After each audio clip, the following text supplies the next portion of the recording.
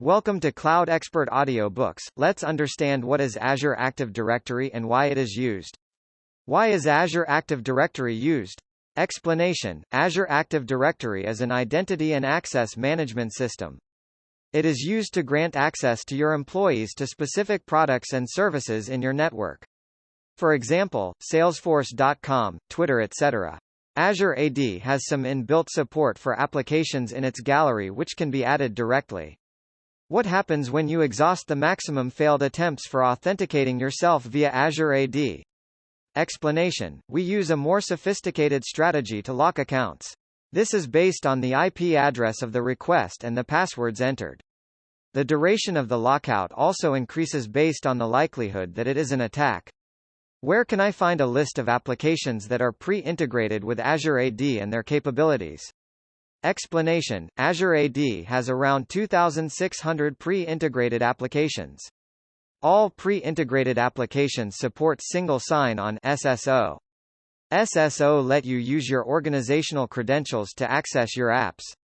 Some of the applications also support automated provisioning and deprovisioning. How can I use applications with Azure AD that I'm using on premises? Explanation: Azure AD gives you an easy and secure way to connect to the web applications you choose. You can access these applications in the same way you access your SaaS apps in Azure AD, no need for a VPN to change your network infrastructure. What are the differences between subscription administrator and directory administrator? Explanation: by default, one is assigned a subscription administrator role when he/she signs up for Azure.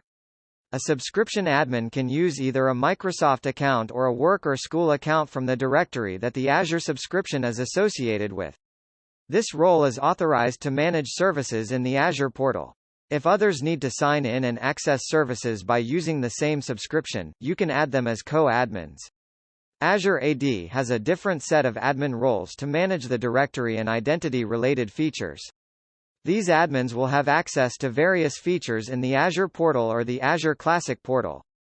The admin's role determines what they can do, like create or edit users, assign administrative roles to others, reset user passwords, manage user licenses, or manage domains.